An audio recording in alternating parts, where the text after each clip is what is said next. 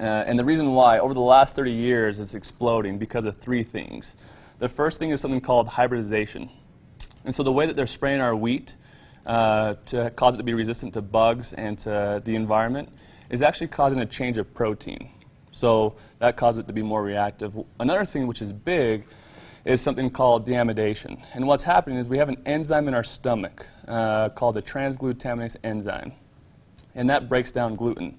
But food processing companies now are using that enzyme outside of our bodies and are breaking it down before we even eat it. So then we really can't do that. Yeah, exactly. But the problem here is that research is showing that, mounds of research is showing that we are a lot more reactive and sensitive to the processed gluten than regular gluten. And so over the last 20 years, it's just exploding, causing major problems. Another thing, too, is we now store grains for up to 2 years.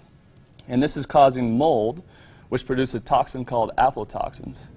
And even just a little bit of aflatoxin is causing our immune system to just react very poorly and cause tons of problems and issues there. So how would you know if you have a gluten allergy?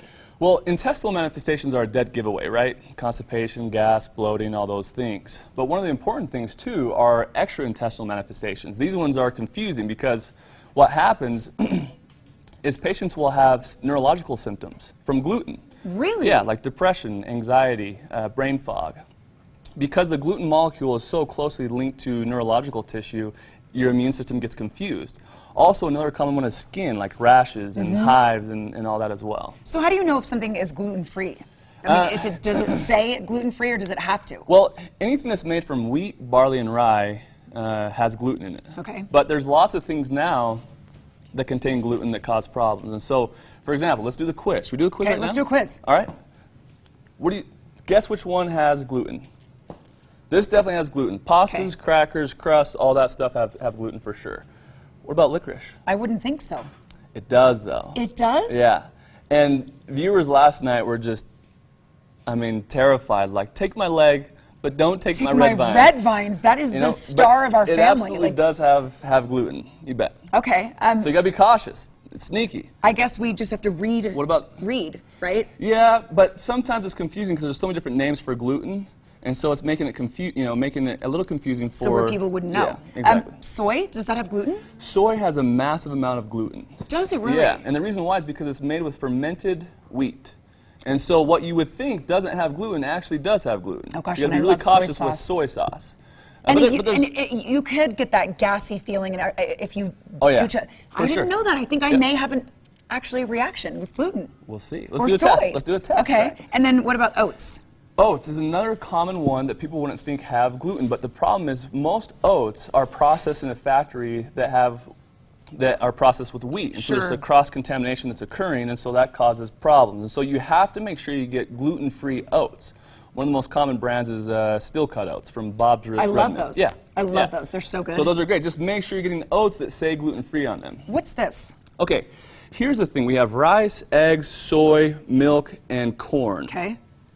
If somebody is celiac disease or has gluten sensitivities and is strictly 100% gluten-free, but still has symptoms, then you might want to look into these foods. These proteins in each of these foods are similar in structure to gluten. And so it's common to have what's called a cross-reaction, meaning that your immune system will start to think that rice is gluten. And so it freaks out and starts to destroy tissue and causes problems. Really? Yeah. So you really have to kind of do these things one at a time, right? So For then you sure. would know what you have. If you still have symptoms, what I would suggest you do is these are the most common cross-reactive foods. I would cut some of these foods out, and then I would slowly start to take them away one by one, or start to add them in one by one, and if it causes a reaction, then you know that you have a cross-reaction. Eggs is huge. Eggs is there's so many things that include eggs. For sure, for sure. And this is specific to each patient. So not every patient is going to have to avoid these, but really, these foods are really common. Milk is probably the most common one that cross-reacts with gluten. Is it really? Yeah. And milk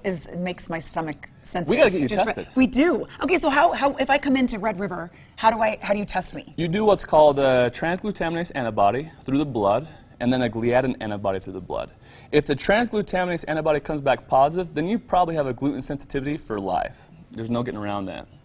And you also probably want to go check for celiacs. Go to your gastroenterologist and check for celiac. So that too. Okay, well, Yeah. I need to come in and get tested because Come and get well, tested. It's I easy. think about all the things that people deal with, that, like you said, anxiety, depression, all these that could be your food. It's crazy. The extraintestinal manifestations of gluten sensitivity is nuts. You wouldn't even think that that has to do with your food, but it does. And it's crazy how you just avoid it and it improves the symptoms. And here's the funny thing. You can't like be almost gluten-free, right? Right. If you have gluten sensitivities, you got to avoid gluten 100%. That's like being almost pregnant. Oh my gosh, you can't be you that. can't be almost Right, pregnant. that's right. So you Okay. got to avoid gluten like the plague if you have gluten sensitivities, and it will really improve your health and change the outcome there. All right, head into Red River Health and Wellness. You can go to their website at redriverhealthandwellness.com. Dr. Red is the expert on this, and I'm not kidding. I'm excited to come I in. heard that buttercream frosting Makes your voice like makes this? your voice like that. Is that right? Brian, what do you